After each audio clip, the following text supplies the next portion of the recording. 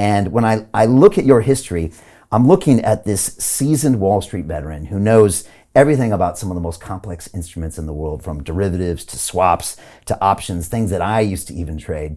And yet you're on holiday with your kids and they're telling you about this thing called crypto. And it sounds like you actually listened, and that maybe changed the future of what happened. So maybe you can tell me a little bit about that story, because it sounds crazy. Well, so we had been looking at crypto at the agency for years. It started back in 2015 when the CFTC, the Commodity Futures Trading Commission, declared Bitcoin to be a commodity and therefore under its jurisdiction.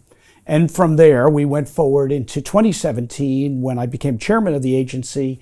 And after a lot of consideration, we greenlighted the first regulated market on crypto, which was Bitcoin futures. So by the time I met with my kids, we had greenlighted it, we had been studying it, and it was all very academic and thorough and analyzed. But suddenly, the conversation with the kids brought a new facet to it that I hadn't appreciated, and that was the generational aspect. That's one thing that all of the spreadsheets, all of the staff presentations hadn't quite brought out, that this was a generation, unlike mine. Look, I had an institutional relationship with a bank when I was in high school because I had a summer job and I needed to cash my checks. But these kids, long before they set foot in a branch bank, had had social media accounts. They were online shopping. They had mobile devices. For them, a branch banking is a foreign subject compared to these other relationships. And my kids were gamers.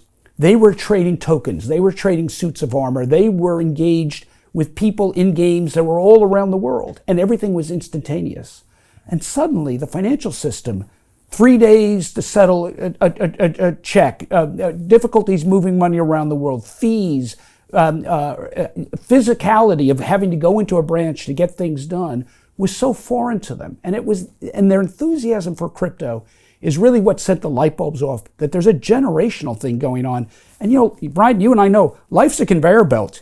They're back on the conveyor belt now, but they're moving forward and they're taking these views with them.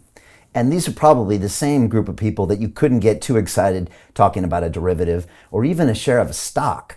And yet when it's crypto, all of a sudden it becomes something they can relate to. It's part of their life. They understand it, and then they use it, which is ultimately the definition of something that's important if it has utility. Well, so there's one of my favorite authors is Douglas Adams, who wrote The Hitchhiker's Guide to the Galaxy. I read those books when I was a kid in high school. Amazing. And he said,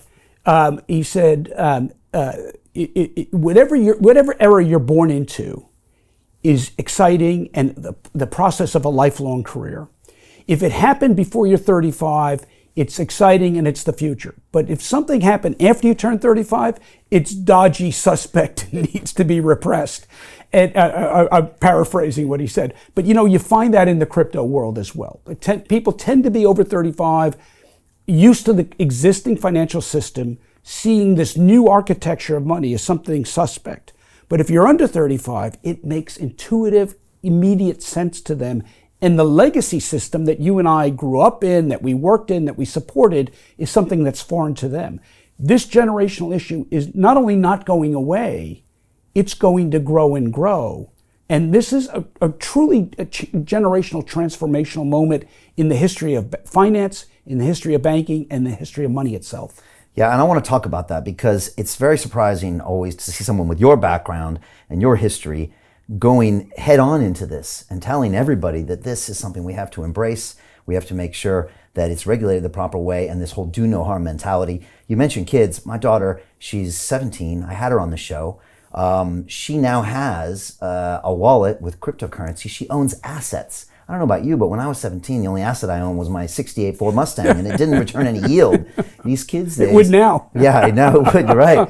But like they actually are comfortable with assets because of the gaming world, and now they might actually have something that gives them a return. It's a whole different relationship with money than you and I did, where I remember going to the branch and having my little book and having the balance, and the bank controlled the money. That's not the way the kids are understanding it these days. Yeah, so the bank would tell you how much value you had in the bank. And if you were diligent, you would double check that. You would balance your checkbook. Right. But ultimately, they're telling you where your value is and who has it and what portion of it you can access. This is a whole different model. This is No, no, no.